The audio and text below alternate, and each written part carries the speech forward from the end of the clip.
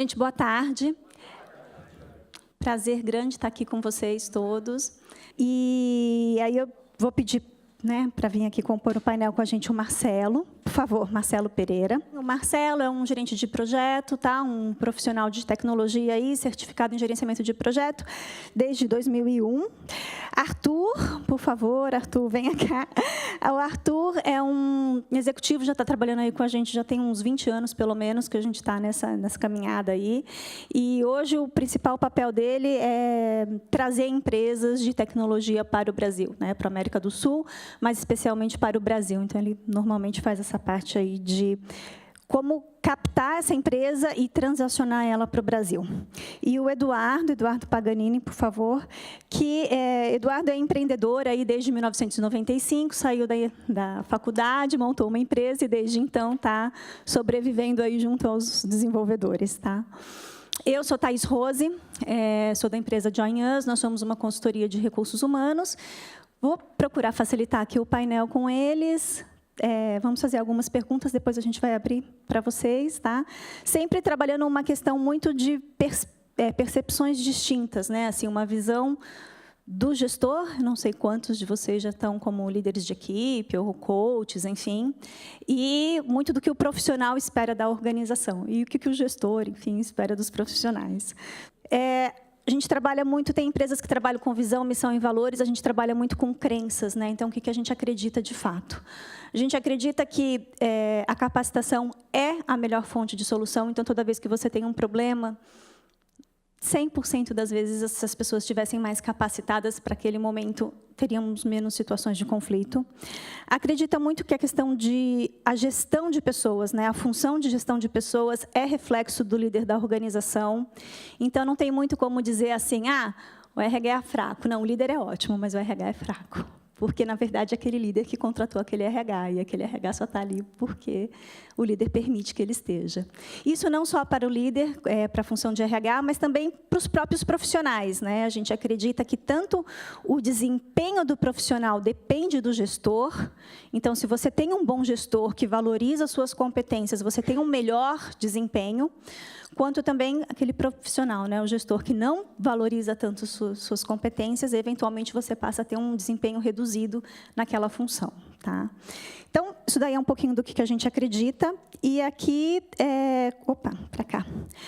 Quais são os pilares da discussão que a gente vai ter hoje? Tá? Então, a gente vai basear muito nas políticas que são implementadas nas organizações, uma estrutura funcional, que normalmente é exigida, como que isso influencia em clima e satisfação e as práticas do mercado. Então, eu queria já colocar, assim, para a gente começar, do tema do painel, né? Assim, quais são os principais desafios que vocês vivenciam ou já vivenciaram, mas preferencialmente que vocês vivenciam no gerenciamento de profissionais de tecnologia, né?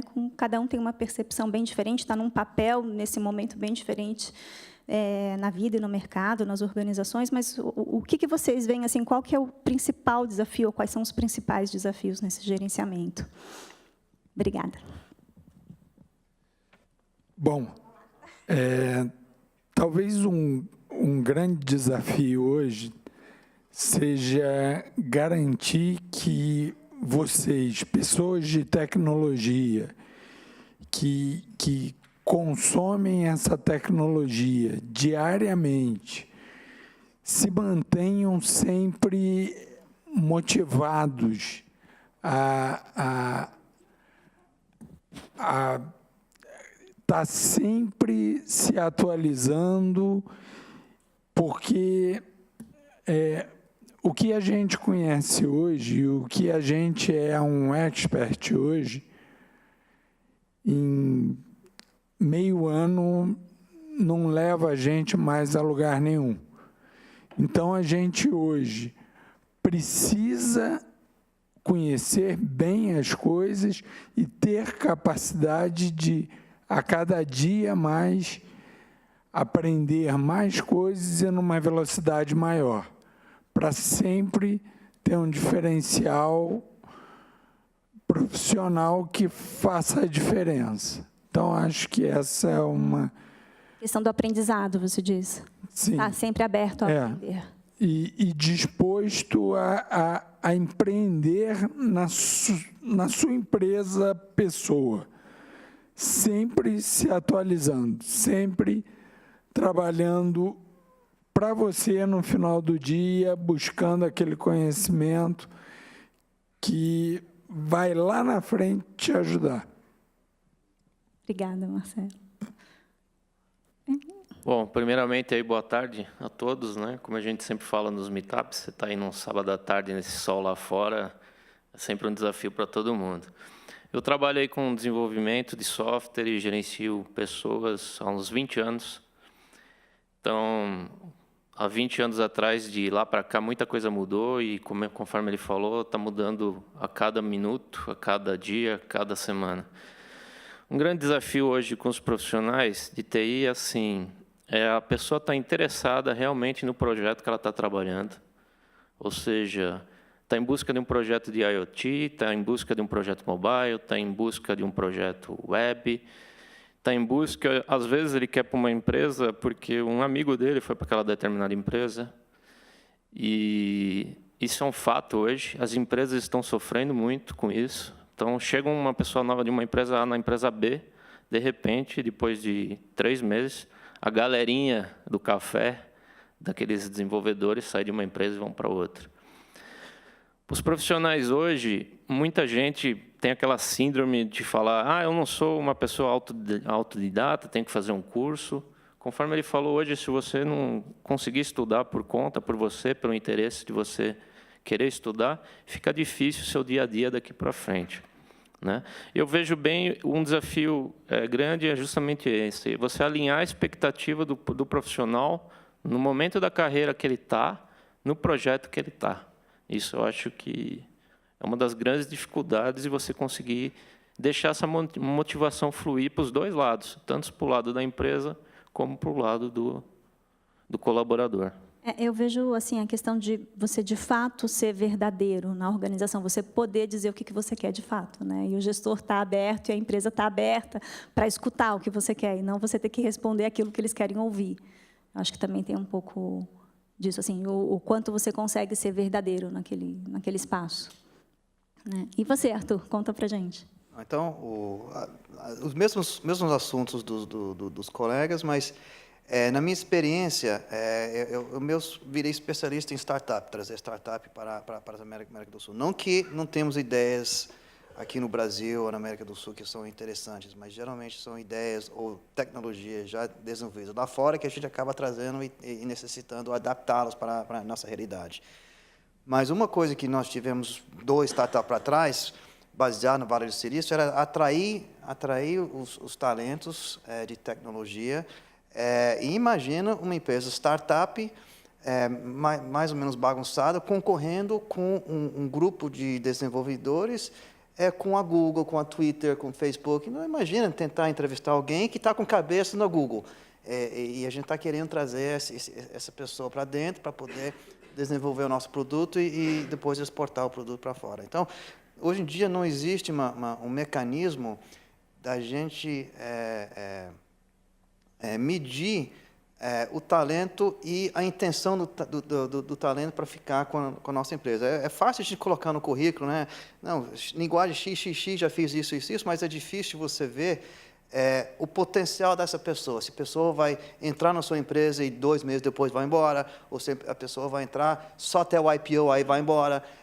Tem que ver a pessoa que realmente abraçar a causa. Então, a nossa grande dificuldade é atrair as pessoas corretas para dentro de uma empresa de tecnologia e depois manter essa pessoa motivada e desenvolvendo e produtivo durante um período mais longo. E aí tem várias coisas, como gestores de talentos, tem várias ferramentas que a gente pode implantar, mas não temos uma para medir essa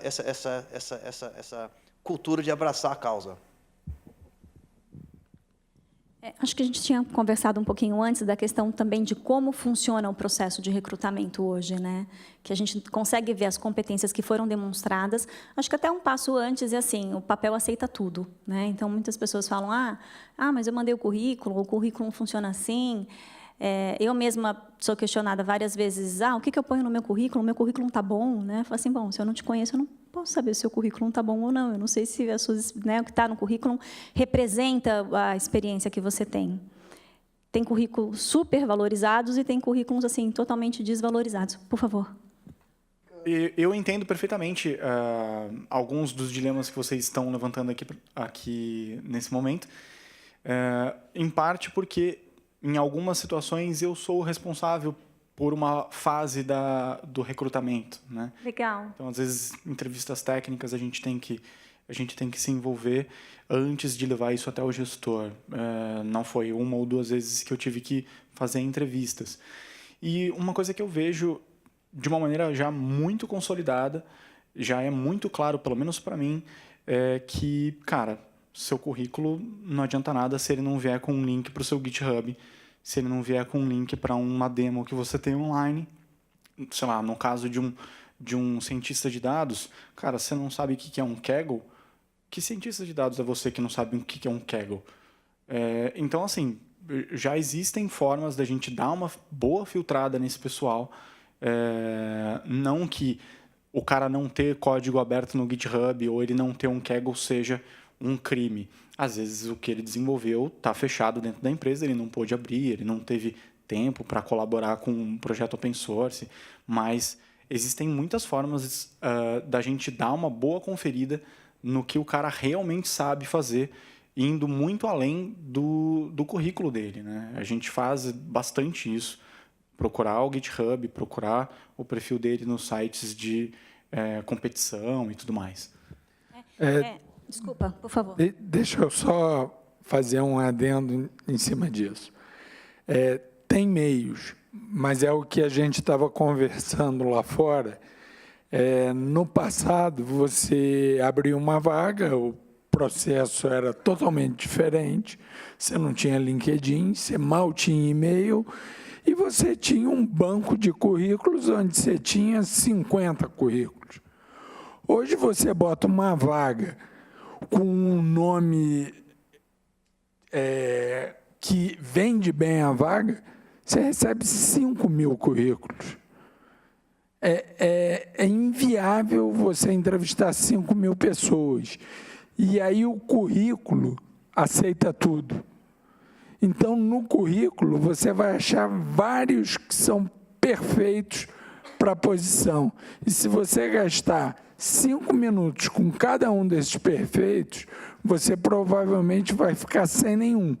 Porque 5 minutos de conversa vão te mostrar que a pessoa não consegue atender o que você espera. Então, o que eu acho importante e a minha experiência gerenciando projetos há 20 anos me mostra que mais importante do que o cara saber a tecnologia que você precisa é o cara demonstrar que ele tem condição de aprendê-la. Se ele tem a condição de aprender e se ele tem a motivação, 99% das vezes ele vai ser o cara certo, cara. Vai ter aquele cara que, eu já sei fazer isso, mas aquele cara no mundo atual, aquilo ele já sabe. Ele não quer mais aquilo. Ele já sabe. Ele quer outras coisas. Tá? Completando um pouquinho em cima do que ele falou, qual que é o teu nome? Rafael falou. Muitas vezes hoje você está procurando para uma vaga já um especialista do assunto. Então, você tem as famosas pegadinhas de currículo, né? Então, você pega uma pessoa técnica que conhece aquela tecnologia, conhece um pouco aquele mundo, com 2, 3, 4 perguntas, você mata o cara. Você fala assim, mas você sabe isso? Não. Mas já trabalhou com isso? Não. Já trabalhou com isso? Não. Eu concordo que hoje, em busca de projetos ágeis, rápidos, você precisa de especialista. A tua empresa hoje, muitas vezes, o líder técnico, é o que você falou, fazem o papel de entrevistador, né? De você, às vezes você tem lá 10 currículos, você bate o olho em 10 currículos, aquela visão nos 10, você já pega uma palavra aqui, uma palavra aqui, você fala, não faz sentido o que esse currículo está falando. Então, hoje, existe sim essa grande necessidade de você filtrar um currículo, que se a maneira é a chegada de um currículo, como ele falou, se a pessoa tem um GitHub, pô, lindo, mas muitas vezes também não tem. Ela pode ter trabalhado em grandes projetos e não ter nada publicado. Ela pode ter trabalhado em outros projetos que você nem sonha e talvez encaixe justamente com o projeto que você está fazendo. Eu concordo bastante com o que ele falou, nesse sentido de você, hoje, pela vida da pessoa, do profissional, você consegue achar muita coisa, você vê as mais incoerências do que coerência. Ali você filtra o cara. Achei importante. Até por questão de projetos que tem muito termo de confidencialidade ainda, né? Então, tem projetos que você pode abrir o código, tem projeto que, infelizmente... claro, tem profissionais também que não estão dispostos, aí é um outro perfil, mas tem projetos que exigem que você também não possa abrir o código, né? Por favor. Eu sei que vocês entraram agora no assunto de recrutamento, mas eu queria só comentar a respeito dos dois primeiras opiniões aí. Claro. Que a primeira foi a respeito da dificuldade de reter os talentos concorrendo com grandes empresas. E a outra questão de como se manter motivado, né? Aí eu só queria compartilhar um pouco da minha visão. Com certeza não estou dizendo que a minha visão é correta, mas é a minha visão. A minha visão, primeiro, é que a palavra startup já me dá medo. Uhum. E a maioria das pessoas que eu conheço, que trabalham, que são desenvolvedores, com experiência, eles têm medo da palavra startup. Porque quando esse negócio começou aqui, há, sei lá, 5, 6 anos, quando começou a explodir esse negócio de startup, todos nós fomos enganados. Eu já fui enganado, entendeu? Eu participei de muita roubada, entendeu? E enquanto eu tinha amigos trabalhando em grandes empresas e eu estava lá ganhando mais do que eles, né? Aquele período de 2, 3 meses, eu ganhei 3 vezes o salário desses amigos, né? Mas eu fui enganado pelas startups. E não enganado assim explicitamente, né? O negócio não era aquilo que estava sendo vendido. A gente não conseguia confiar naquilo. Então, você dedica, você estuda, você procura formar uma carreira sólida, né? E aí você entrega isso para uma empresa que não está sólida. Eu entendo que startup não é necessariamente uma empresa sólida, é um negócio que está começando, mas a pessoa que está te vendendo aquela vaga na startup, ela tem que te fornecer algo sólido. Então, as startups precisam dar um jeito de reconquistar essa confiança do desenvolvedor, porque aí eu vou poder falar assim, entre o Google e a loja da Mariazinha, acho que a loja da Mariazinha vai ser legal, porque lá eu tenho isso e aquilo, mas hoje eu não confiaria. É por isso que hoje, por exemplo, eu trabalho numa empresa estabelecida, uma empresa grande, e eu não estou ganhando mais e ajudando o mercado de startups no país, né? E a outra questão que ele falou da motivação, eu acho que tem os dois lados, né? Primeiro, eu já vi muita vaga e muita entrevista que o cara fala para você assim, eu quero você trabalhando para mim 8 horas por dia, qualquer coisa que você precisar aprender são nas suas outras horas, né? E é um ponto de vista que eu não concordo, né? Eu acho que a empresa deve investir naquele profissional, né? Aquele pensamento de, eu vou investir nele e ele vai sair daqui, é um pensamento que é muito, na minha opinião, meio errado, né? Então, se a própria empresa, a startup, não está dando essa oportunidade para a pessoa desenvolver, é muito difícil querer ou cobrar que o cara vai chegar em casa à noite, depois do trânsito, depois do metrô lotado, vai pegar um livro de programação, de outra coisa mais recente e vai aprender. Não, ele vai fazer outra coisa da vida dele, porque todo mundo é humano, né? Então, eu acho que as empresas têm que assumir um pouco da responsabilidade na instrução das pessoas, né, desde que elas estejam motivadas. E o que eu vejo muito mais até do que isso a empresa não quer que o cara desenvolva novas tecnologias. Nem todas as empresas estão interessadas em ver você atacando o seu débito técnico. Ela não quer que o framework esteja desenvolvido com as melhores práticas de programação, que o código esteja bonito e rodando performático. Ela quer entregar um índice. Então, ela tem um índice lá, olha, eu preciso ter tantas features funcionando, eu preciso ter tantas coisas entregues para o cliente.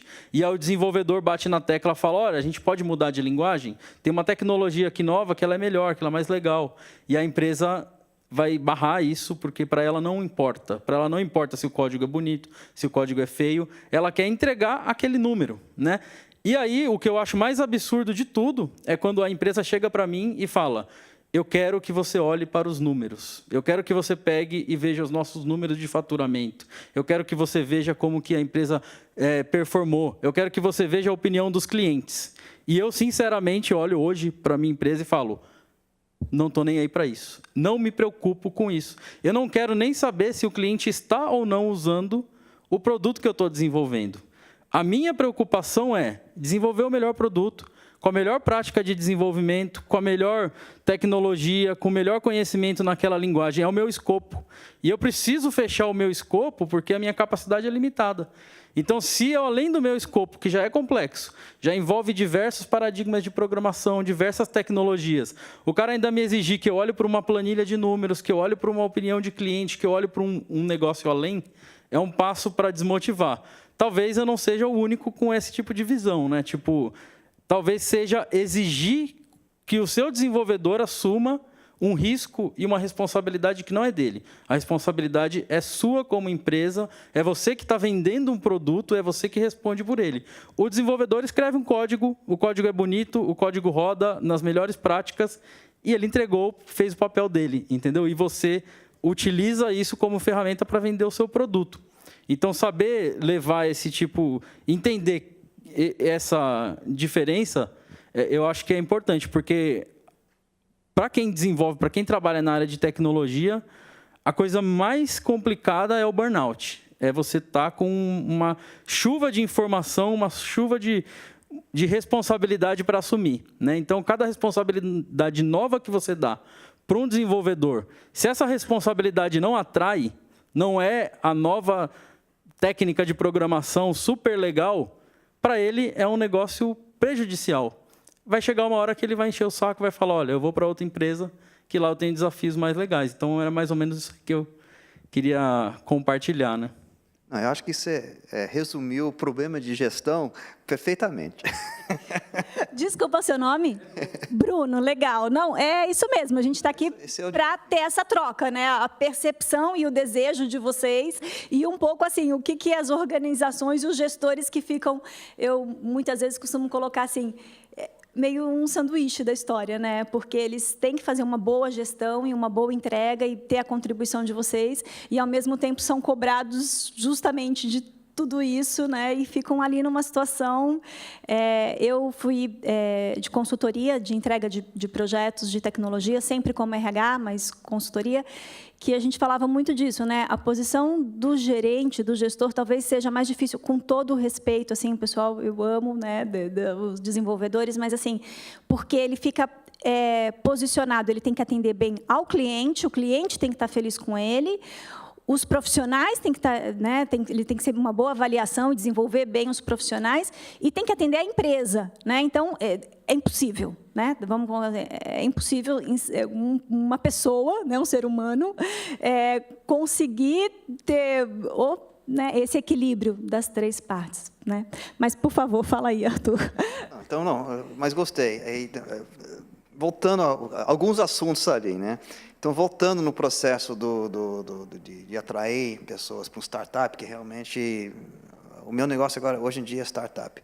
É um negócio difícil, realmente. E para achar o startup, no meu caso, para me envolver, porque eu geralmente, quando me envolvo, eu vou já com fundos para fazer uma expansão internacional. Esse é o meu método. Então, para isso, o que eu tenho que fazer? Quando eu estou entre projetos, eu preciso vasculhar todas as tecnologias possíveis que eu consigo entender e achar aquele conjunto de empresas que tem um produto que faz sentido para trazer para cá. Além disso, precisa ser uma empresa que está pronta para fazer uma expansão internacional, que está sólida, mais ou menos. Se não tiver sólida, eu posso até trazer dinheiro para eles, se é um problema de grana, mas que, pelo menos, o fundamento da empresa esteja correto. Aí, o que eu faço? Eu faço essa avaliação e monto lá um plano de negócio e eu vou vender o Brasil para esses caras. Primeiro, convenço eles para vir para a América do Sul. Segundo, aí eu posso trazer, então você não tem dinheiro para isso, então eu posso trazer dinheiro para a gente resolver. Preciso de mais coisa para estabilizar a tecnologia, também consigo resolver. Então, esse é o meu método de trabalhar com essas empresas. Também, se eu chegar numa situação que, no final, estou indo para pedir emprego, então, eu posso fazer várias coisas, mas eu estou lá para fazer esse trabalho. Se eu não consigo o comprometimento da própria empresa, aí também nem adianta, né? Não adianta injetar dinheiro, não adianta fazer nada. Então, geralmente, eu faço exatamente essa mesma busca para ver se tem uma solidez lá para dentro. Se não tiver, eu acho, se tiver possibilidade de fazer um processo. Mas você tem razão, estava aqui pensando, você tem razão. Eu estou com um cara que no dia seguinte vai fazer uma entrevista na Google, claramente eu preciso vender a empresa para ele. Então, para mim, no startup, para eu trazer alguém, eu realmente... mas eu fazia isso nas empresas grandes também. Eu vendia muito mais a vaga para o candidato do que deixar o candidato se vender para mim. Né? 30 anos atrás, eu já estava com essa metodologia. Eu deixava os outros entrevistadores pegar a pessoa. Então, eu sempre tive essa visão. Mas você tem razão, talvez é um erro que quem contrata não necessariamente vende a posição e o potencial da posição corretamente para o candidato. Então, é um desafio para a gente conseguir resolver. E nesse assunto também de atrair talento, eu gostei o que era? GitHub, é isso? GitHub. Nem sei o que é isso. Perdão, mas eu não conheço. Complementando numa outra interpretação que ele falou do GitHub, é como se fosse o nosso portfólio dos programadores. A gente coloca o código para compartilhar para a comunidade, deixar o código aberto e aceitar como contribuição também como o professor Renato de Amor, que tinha mencionado na parte da manhã, mas que nem ele tinha comentado, ele serve como nosso portfólio para a gente colocar no nosso currículo. A pessoa fala assim, qual é o projeto que você tem no GitHub? Ele é interessante para você mostrar para mim, como contratação, tem essa parte também.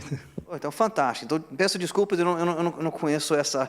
Agora vai virar uma metodologia de recrutamento minha. E eu passei agora por um processo aqui agora, aquela coisa, você coloca no nosso LinkedIn uma posição, vem 10 mil currículos. É impossível eu achar.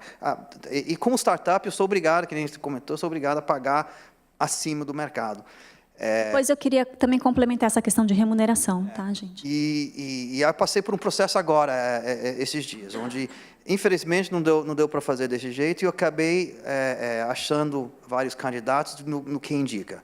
Aí consegui montar um grupo de candidatos, passei para o nosso CTO, que é lá fora, e eles passaram uma competição para esses caras. Aí, de repente, os caras começaram a se motivar também, porque, de repente, cada um estava sendo desafiado para se provar no processo, e no caso a gente acabou, o vencedor foi ontem, né? A gente tá mandando ele para Londres para poder fazer o processo final lá com eles. Então, é um processo que nós fizemos. Talvez se eu tivesse acesso a um GitHub, talvez eu poderia ter até um conjunto melhor de talentos. Só um comentário, eu lembro de ter feito no fim do ano passado uma proposta de uma vaga, e eu que escrevi ela inteira. Eu falei, descarta, joga no lixo essa porcaria que vocês tinham aqui, e fiz a minha. E eu coloquei como um dos itens colocar o perfil no GitHub. Era um requisito.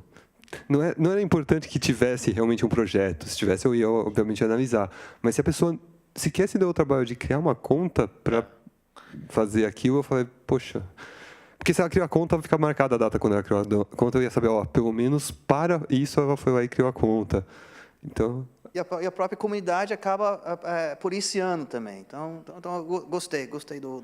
Não, e só complementando bem o que ele falou, o GitHub é um repositório de código que uma pessoa técnica que entenda daquele assunto bate um olho e já tem um norte sobre o que aquela pessoa faz. Só complementando um pouquinho o que ele falou, de ele falar procuro fazer o melhor código, isso eu acho essencial. Todo desenvolvedor hoje que queira crescer precisa estudar e ir sempre atrás das melhores práticas e focar nisso. Concordo com você que você não precisa ficar olhando os números da empresa desde que você esteja entregando o que te pediram. Se o que te pediram você está entregando e bem feito, a chance de você ser impulsionado para a empresa e até aprender outras tecnologias aumenta para o teu lado. Eu acho que isso é o grande objetivo de um desenvolvedor hoje. Está trabalhando com o que ele gosta, mostrar um produto aí com qualidade e, através dessa qualidade, ter um incentivo maior daquela empresa e falar, bom, já que esse cara é um mega desenvolvedor em Python, vamos dar uma oportunidade para entrar nesse projeto e aprender uma nova linguagem, desde que seja do interesse dele. Isso eu acho muito bacana. Só que o grande desafio da empresa é justamente esse casamento. Eu vou te dar isso, dar entre aspas, vou te dar essa oportunidade. Verdade. E o quanto que vou aproveitar isso daqui 6 meses, daqui 2 meses, daqui 1 ano. Isso é um pouco também da visão que você tem da experiência de ter ido para uma startup, ter trabalhado 2, 3 meses, depois não tem mais aquilo. Então, talvez hoje você já tenha uma visão muito diferente de desenvolvedores que estão começando, que ficam naquele sonho, e ver que talvez um projeto maior num longo espaço de tempo que eu estou falando 1 ano e meio, é muito melhor para a carreira dele do que vários projetinhos curtos que eles não saem do lugar.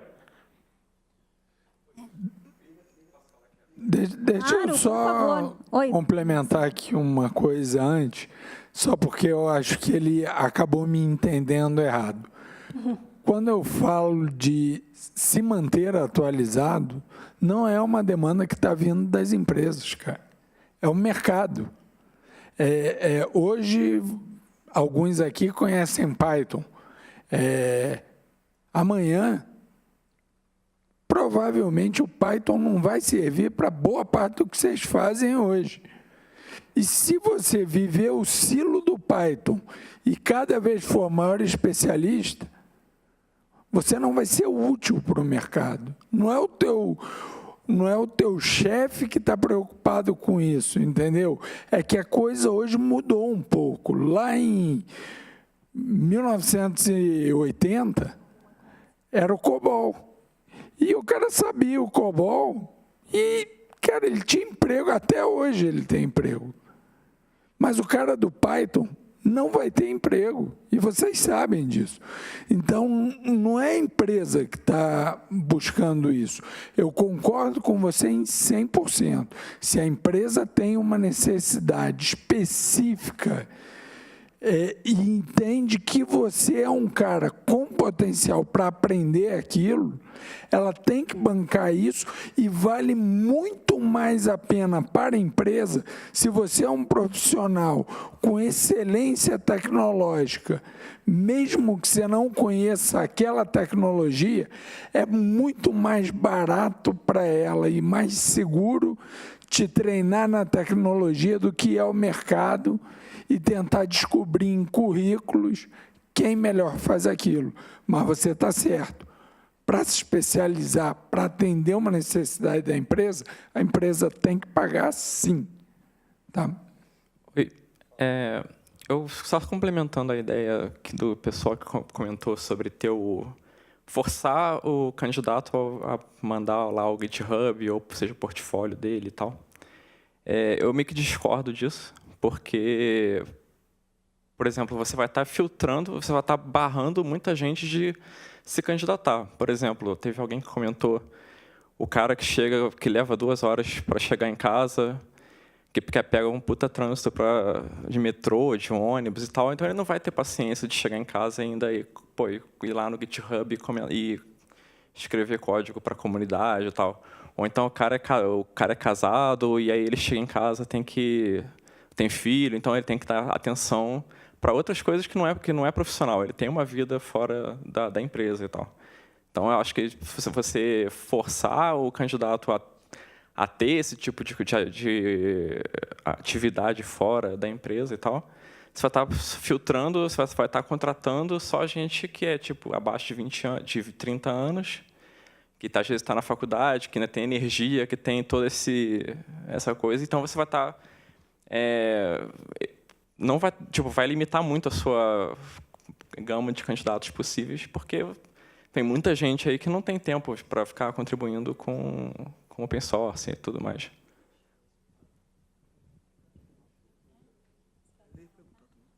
Essa questão do perfil, né? Eu sempre falo, é perfil. Outro dia eu estava fazendo uma posição para Java. E o perfil que o cliente mandou, na verdade, 2 empresas. Uma que é consultoria para tecnologia de bancos e uma outra que é consultoria para tecnologia de varejo, né? Uma consultoria de varejo. Se você pegar o perfil, é o mesmo, o que está escrito.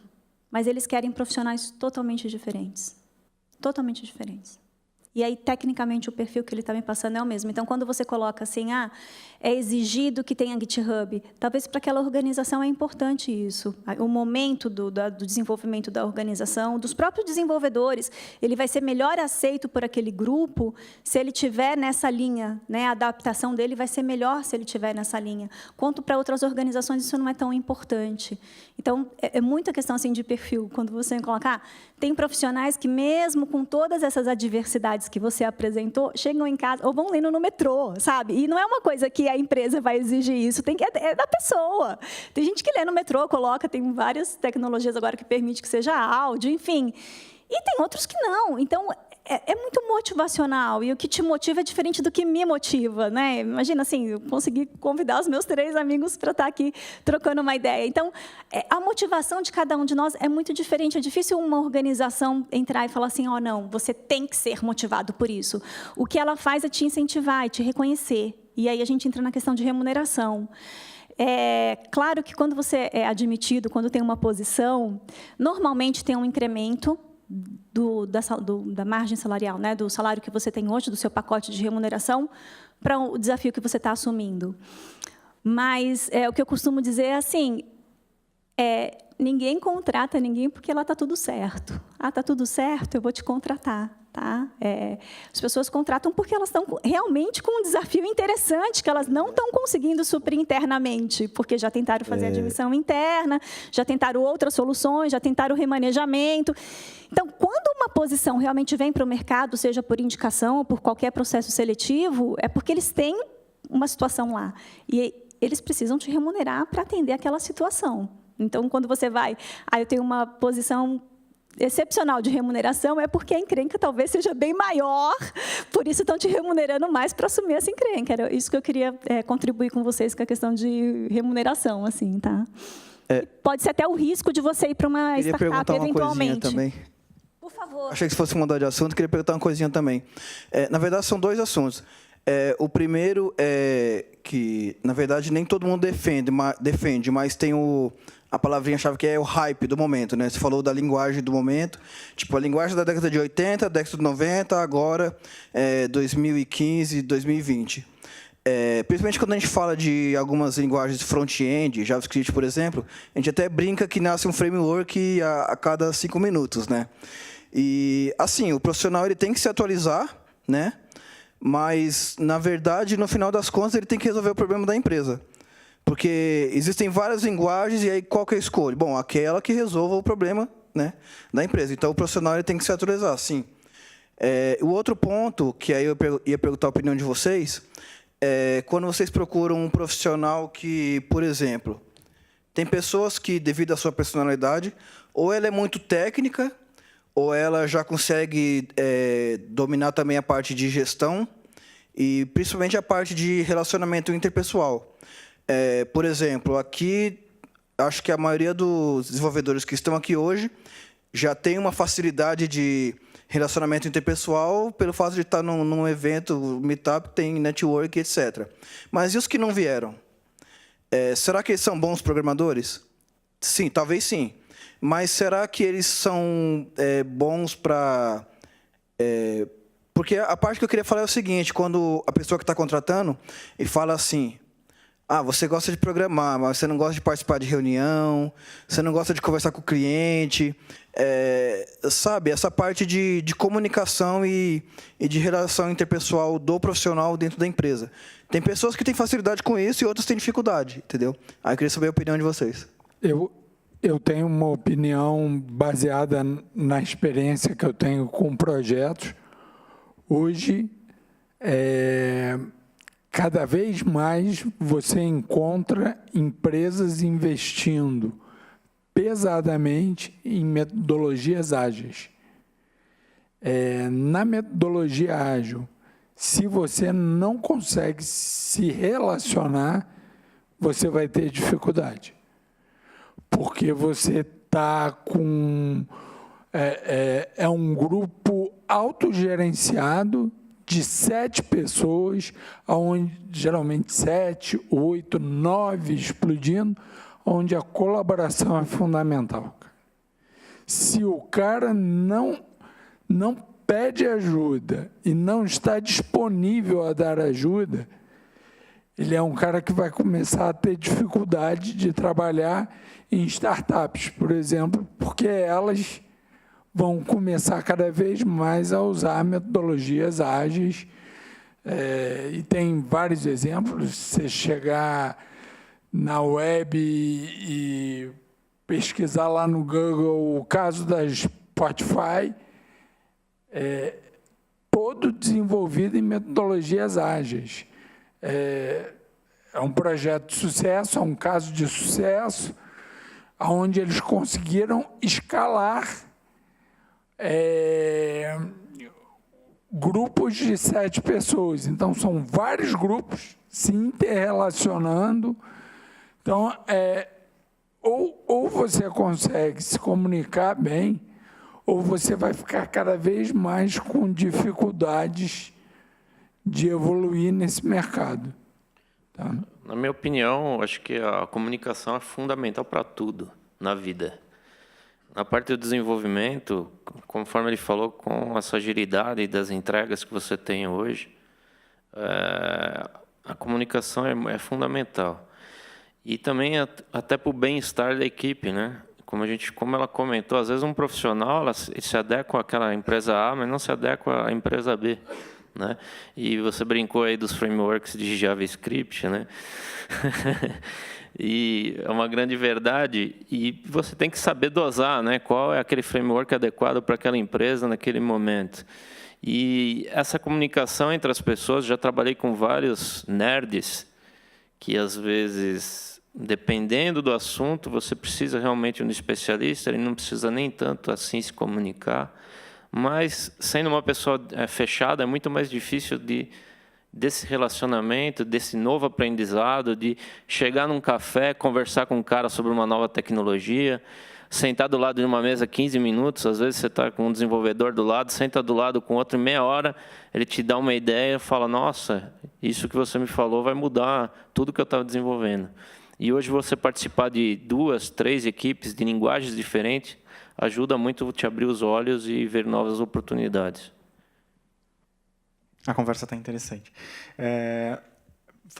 Tentando fazer um apanhado aqui de tudo que a gente conversou, a gente está falando de um universo muito grande de perfis profissionais, um universo muito grande de perfis de empresas, e, infelizmente, de vez em quando vão acontecer coisas ruins, talvez uma injustiça. A gente estava falando, por exemplo, o cara que não tem um perfil público no GitHub, seja porque ele não conhecia o GitHub, seja porque ele não tem tempo, ou ele chega em casa cansado demais para criar um perfil no GitHub e colocar um código lá. Não quer dizer que ele seja um cara ruim, mas, infelizmente, talvez para algumas empresas ele não seja o perfil procurado, né? Alguns meses atrás eu tive uma fase onde eu submeti para algumas vagas fora do Brasil. E deu para perceber muito claramente esse problema que você comentou, de uma quantidade muito grande de currículos e fica humanamente impossível a gente analisar tudo isso manualmente. Então, isso é claro já no mercado que existem algoritmos que fazem match entre perfil de currículo e perfil de vaga. Assim, quer dizer, de vez em quando vai acontecer algum tipo de injustiça. Vai ter algum currículo ali no meio desses 5 mil, 10 mil que você recebe, que é um cara muito bom, que talvez fosse o cara ideal para a sua vaga, mas ele não preencheu o currículo do jeito certo. E aí ele vai ficar de fora. Então, de vez em quando, algumas injustiças vão acontecer, é inevitável. O que a gente pode fazer como profissional, eu acho, é estar atento a essas coisas, a essas tendências. Por exemplo, cara, se o GitHub é uma coisa importante, vou colocar, nem que seja um exemplo de um livro que eu li no GitHub. Se participar de eventos é importante, cara, eu vou tentar pelo menos uma vez por ano ir num evento.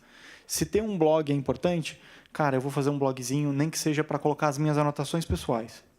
Mas a gente precisa estar perseguindo isso. E em relação à parte de treinamento, eu acho que hoje ter o treinamento interno seria até um diferencial para as empresas. É uma oportunidade de você estar num lugar onde você vai dedicar parte do seu tempo a aprender coisas novas dentro da empresa. Então, hoje eu vejo essa questão de treinamento in-house como um grande diferencial, né? Sim. Só respondendo, já que vocês disseram, o requisito que foi colocado era ter uma conta no GitHub, não era ter um projeto no GitHub. E se a pessoa não se deu ao trabalho de preencher um cadastro em que só tem tipo, um e-mail e uma senha, então a pessoa demonstrou que não tem interesse pela vaga. Não é... Legal, eu queria responder um pouco a questão do Regis, assim, como que a gente faz, por exemplo, eu sou de RH, especializado em tecnologia, consultoria e tal, como que a gente faz o processo, quando ele me pergunta se a gente olha mais a parte técnica ou a parte comportamental? Então, a primeira triagem que a gente faz com o algoritmo e tudo é a questão palavras-chave dentro do currículo. E aí, se ele não colocou a palavra-chave, eu não tenho o que fazer. Eu não tenho bola de cristal, nem eu, nem os códigos. Né? Primeiro momento. Um segundo momento, ele vai para uma entrevista, a gente faz videoconferência, não é presencial, até para poupar tempo do próprio candidato e ter mais flexibilidade. E aí a gente pega muito comportamental. Né? Procura não fazer perguntas que sejam muito, né, desnecessárias para vocês, a gente procura conduzir de uma forma mais como um nível de uma conversa, mas aí a nossa competência, a competência, né, de vocês é a codificação, a nossa é fazer essa análise comportamental. E ele sendo aprovado, aí ele segue ou para um desafio, algumas organizações estão implementando o desafio, outras estão seguindo, né, testes também, outras seguem com entrevistas presenciais ou pede para analisar GitHub, aí vai para uma entrevista que provavelmente é o papel que você faz na sua organização, que é uma entrevista técnica, né? Mas aí ele já vem com o primeiro do algoritmo, que foi o 0 é esse, depois uma comportamental, porque a gente não pode indicar ninguém que não se relacione com um colega minimamente, né? Aquele bom dia por quê? Né? Eu lembro que quando eu comecei a trabalhar com profissionais de tecnologia, que mudou muito, mas era uma percepção assim que eles brincavam de passar a pizza debaixo da porta, né? Não é mais a visão de hoje, né? Uma das máximas assim dessas palestras que eu vou e tal, foi uma no Google que eles disseram: tecnologia é para todos. Então, se é para todos, é para mim também, é para vocês. Então, não preciso passar uma pizza debaixo da porta. Eu posso me relacionar com essa tecnologia, né? Você leva a pizza para dentro do evento? Eu levo a pizza para dentro do evento. Eu levo a pizza para dentro do evento. Assim. É para todo mundo. Não é possível mais fazer uma distinção entre profissionais de tecnologia e profissionais sem nenhuma tecnologia. Não é possível. É claro que tem os especialistas naquilo, e cada um de vocês é especialista. Mas não dá para fazer assim, sabe, um muro e falar assim, não, eles estão lá e a gente está aqui. A gente tem que trabalhar junto. Você falou de filtro por palavra-chave, algumas coisas assim. Com esse advento da tecnologia agora, que a gente tem acesso a códigos no GitHub, internet, na verdade, para pessoas que não são da área de TI, por exemplo, eu sou engenheiro mecânico e eu estou aqui numa conferência de Python, porque eu adoro programação. Então, eu estou cada vez mais buscando aprender mais coisas sobre programação e acaba que é uma área que eu estou achando muito interessante. Mas meu currículo não tem absolutamente nada a ver com um desenvolvedor. Ali eu já ia dançar já nessa. Eu teria que dar uma repensada no currículo para botar mais coisas de desenvolvimento. Posso só dar uma opinião? Ele é o técnico que faz as entrevistas. O simples fato de você falar que você está participando de vários eventos de programação já mudou a história. É o interesse que você está dando uma guinada na sua vida profissional. Eu fui num evento tal. Passou um mês, você foi em outro. Passou em um mês, você foi em outro. Isso muda totalmente. E você deve colocar no currículo. Participei. Isso é o interesse da pessoa. Você está contratando uma pessoa para fazer um trabalho e todo mundo sabe isso. Quando você trabalha com o que você gosta, o teu rendimento vai lá em cima. Tem gente que veio para a tecnologia para passear. Tem gente que gosta disso aqui. De você fala assim, vamos no evento tal. Tem cara que fala, não, vamos, claro que vamos.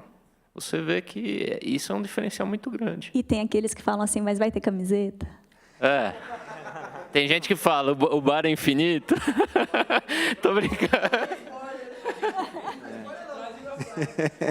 Não, e é legal que você comentou isso, porque foi até um dos desafios que eu... Por favor. Antes, era a gente conseguir não só reconhecer na hora da seleção, mas também depois que está dentro de casa, identificar potencial. Eu prefiro muito mais tentar identificar potencial do que ver a parte técnica, que eu também não entendo a parte técnica, e a parte comportamental também eu tenho os meus argumentos, mas eu sou muito mais a favor de entender o potencial da pessoa para poder fazer a pessoa crescer por conta própria e a gente também dá as oportunidades para crescer. Por que eu falo isso? Um dos meus startups lá atrás, eu vendi um projeto para transmitir via satélite vídeo on demand para os aviões da American Airlines, o projeto GoGo. E um pedaço que a gente tinha que desenvolver, que não tinha um pedaço, era a parte de compressão do vídeo para poder transmitir. Então, imagina, vai sair de uma sede, vai para o satélite, vai a outra satélite, vai sair no avião. Então, é o inferno que isso não seja isso. E eu vendi esse projeto. Aí apareceu lá um cara, o nome dele era agora esqueci até o nome do gênio, mas era um cara assim, extremamente esquisito, né? Usava meia de cor diferente, sapato diferente, chinelo de dedo na orelha. Era um cara meio diferente. Ele tinha mania de olhar para cima, cuspir e pegar a boca, né? Mas assim, ele acertava 1 em 10, né? Então, caía caía nos colegas. E era um cara que queriam tirar de qualquer jeito. Mas era o cara e falava, estou com esse problema. O cara, em 3 horas, ele resolveu uma coisa que a equipe não conseguiu resolver em 1 semana. Então, a salvação desse projeto foi um cara que cospe nas pessoas. Então, só que é um cara que tem um potencial. Como é que você identifica isso? Como é que você fomenta isso? Isso é um problema para quem está contratando.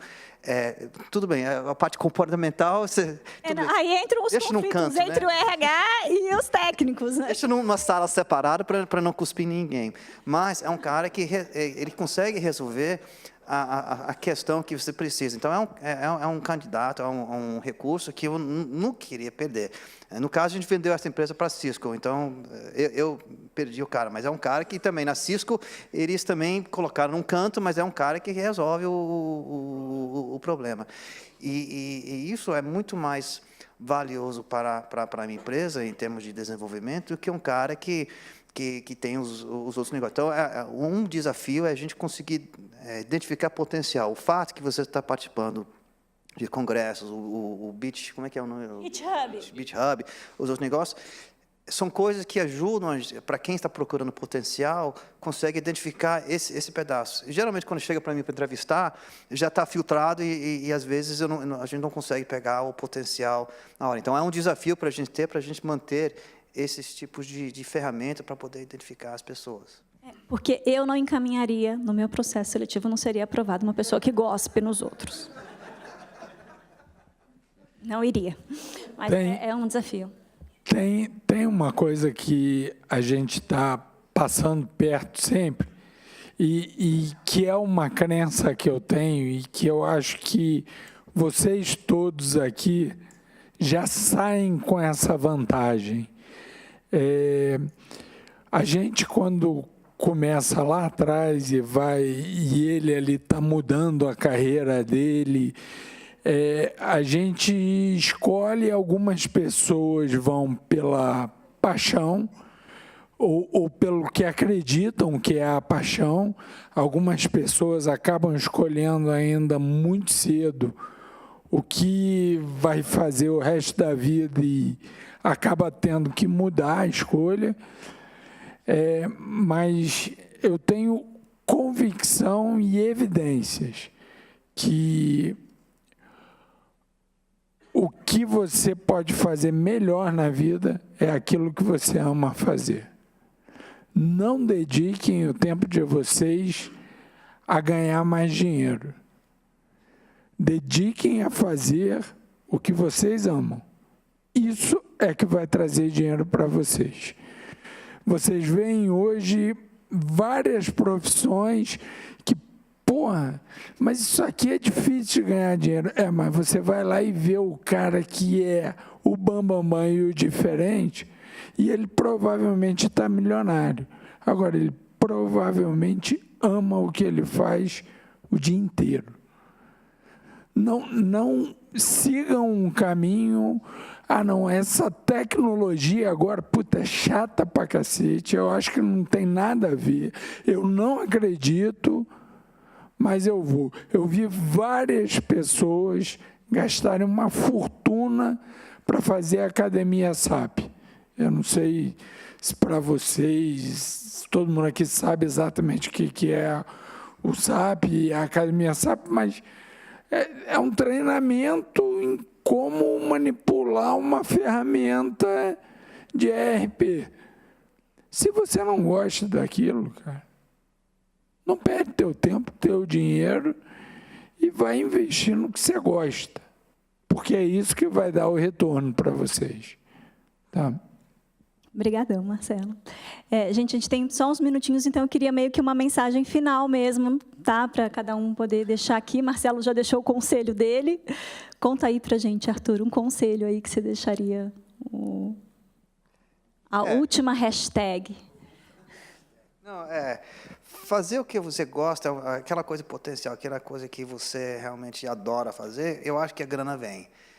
Mas é muito mais divertido você, ou gostar, por qualquer motivo. Eu quero um startup, que eu quero mudar paradigma de tal indústria, ou eu quero participar de uma nova tecnologia, ou criar uma coisa nova. Então, a ideia é ter paixão, e mais do que isso, ajude as pessoas que estão procurando pessoas com paixão a identificar e conseguir fomentar esta paixão.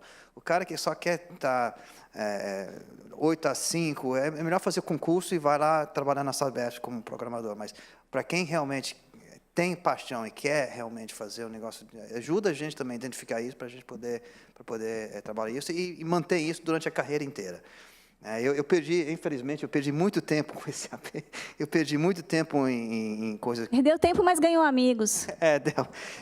Eu perdi muito tempo fazendo coisas que eu não gostava, e hoje eu poderia estar fazendo outra coisa que ganhava muito, muito mais, mas hoje estou insistindo nesse negócio de startup porque eu realmente gosto de transformar algumas coisas. Então, mantenha essa paixão e se identifica com empresas que têm esse tipo de paixão. Talvez uma multinacional não necessariamente consegue te atrair ou, pelo menos, fomentar essa paixão. Então, faz tudo que você faz com paixão.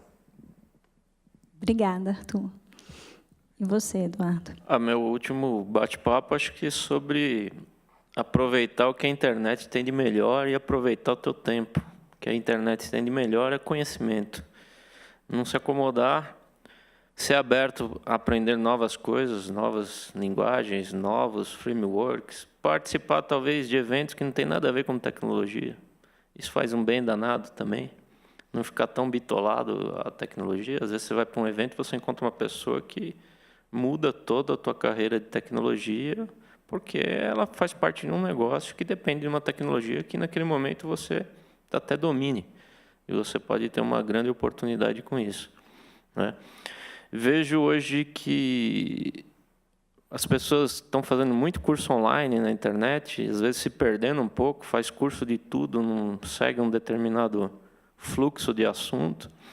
Estão abandonando bastante a parte a leitura de livros. Livros que eu falo assim, você está aprendendo um framework novo, um Angular? Sei lá, será que não vale a pena você sentar e ler um livro bom de Angular, de 300 páginas? E muitos falam assim, nossa, 300 páginas? Mas é o que você está querendo fazer da sua vida, é o que você está querendo estudar e levar isso para frente. Isso eu acho que é bem importante. E o que ele falou, seguir o que você acredita, senão não faz muito sentido. Obrigada. Eu, assim, como mais a parte de humanas e tal, acho que eu posso deixar a questão da empatia, né? No momento que você tem empatia pela situação do outro, seja no sentido do seu gestor, da organização, você procura minimamente entender o porquê que o outro está se comportando daquela forma, você melhora muito a sua comunicação e o seu comportamento diante daquela situação, né? Então, se eu pudesse deixar assim, um mínimo, procurar exercitar de fato a empatia, o que está acontecendo com o outro, e aí fica mais fácil para a gente responder ao que, né? Então, quando tem um desafio lá do gerente, por que esse gerente está se comportando dessa forma, né? Por que eles estão mostrando esse monte de número? Eu não quero saber disso. torna a gente bem mais flexível, sabe? Torna a gente bem mais... Não que a gente tenha que aceitar tudo, não é isso, longe disso, inclusive. Mas quando eu consigo minimamente sair da minha posição e me colocar na posição do outro, muda muito o meu comportamento. E aí é ação-reação, né? Se eu mudo o meu comportamento, a pessoa muda o dela. E as coisas tendem a fluir de uma maneira mais natural, vamos dizer assim. O que mais que eu tinha para colocar aqui? Bom, só no finalzinho, falar que aqui que a gente está contratando, então, se vocês tiverem interesse. Muito agradecer a vocês, tá? Vocês todos, de permitirem que a gente estivesse aqui hoje. Agradecer a vocês três, assim, carinho super especial. Muito obrigada mesmo de compartilhar essa experiência e de atender o meu pedido. Fico muito feliz. E, além dessa questão aí das oportunidades, caso vocês estejam procurando, a gente pede para dar uma olhadinha lá. Eu tenho um projeto de voluntariado, que é um aplicativo da gratidão, onde a gente expressa a nossa gratidão e procura fazer um diário. Você pode fazer esse agradecimento público ou privado. O aplicativo chama Gratidão, está disponível na Apple Store e no Google Play. Então, se vocês tiverem interesse, é feito de forma voluntária e a gente pretende também expandi-lo e compartilhar de forma voluntária. É isso que eu tinha para falar para vocês. Muito obrigada.